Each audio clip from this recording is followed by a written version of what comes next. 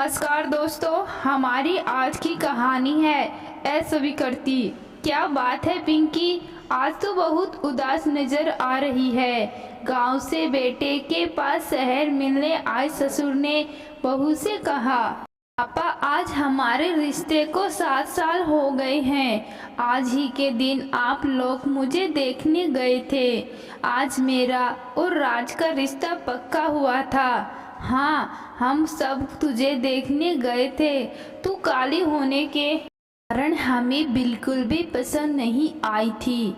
हमें तो मना कर रहे थे पर राज ही नहीं माना। पिंकी के चेहरे पर जो खुशी का नूर छाया हुआ था वह अपमान में कालिमा में बदल गया। उसके चेहरे का रंग उतर गया। वह गंभीर स्वर में बोली, पापा जोड़ी बनाने वाला ऊपर वाला है। उसने कुछ सोचकर ही मेरा और राज का गठबंधन निश्चित किया होगा।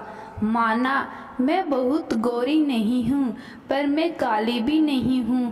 राज और मेरा रंग लगभग एक जैसा है। आप तो इतने गोरे हैं और मम्मी तो बहुत काली है। फिर आपने उनके साथ कैसे कर लिया था? बड़ों ने कर दिया था। अब उसे घर से तो नहीं निकाल सकता।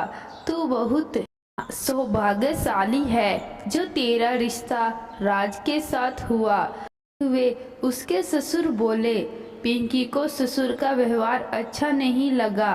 वह एक अच्छे परिवार की संस्कारों वाली एमटेक लड़की, राज एक अनपढ़ परिवार में इकलौता पढ़ा लिखा लड़का था। पिंकी की परवरिश में उसके माता पिता ने लड़के और लड़की में कोई भेदभाव नहीं किया था।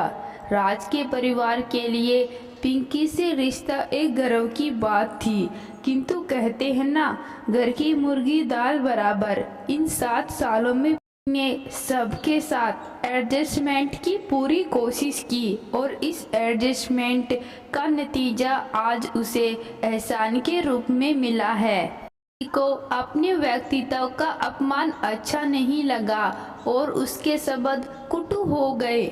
पापा आपने हर चीज हर बात जांच परख के बाद रिश्ता तय किया था। मेरे पापा आपके सामने घुटने टेक कर नहीं बैठे थे रिश्ता तय करने के लिए। अगर आपको नहीं पसंद था तो इनकार कर देते, पर अब जब मैं इस घर में आ गई हूँ और मुझे 7 साल हो गए हैं, अब यह एहसान किस बात का? आपको तो खुश होना चाहिए कि मेरी और राज की गृहस्थी सही चल रही है। दिक्कत तो मुझे भी बहुत आती होगी पूरे परिवार की अनपढ़ मानसिकता के साथ एडजस्टमेंट करने में, परंतु मैंने तो कभी कोई कमी नहीं निकाली। और आप बड़े होकर इतनी छोटी बात कर रहे हैं। पिंकी अपनी बात कहकर अपने कमरे में आ गई। उसकी आंखों में आंसू आ गए।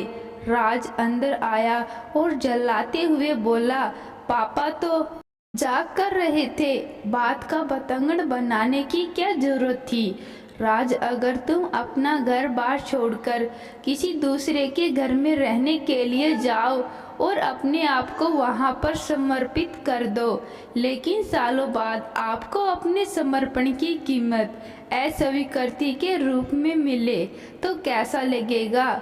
मुझे बहुत खुशी होती अगर आप पापा के सामने अपने निर्णय को सही ठहराते, परंतु आप कुछ नहीं बोले और यहाँ आकर मुझे ही टोक रही हैं। आप अपने आप को छोटा सिद्ध कर रहे हैं। दोस्तों, एक लड़की अपना सब कुछ छोड़कर ससुराल आती है, उसमें कमी मत निकालिएगा। उसकी भावनाएं आहत होती हैं। सर्वगुण संपन्न कोई भी नहीं होता, आप भी नहीं हैं। दोस्तों, आज की कहानी आपको कैसी लगी कमेंट बॉक्स में ज़रूर बताना। धन्यवाद।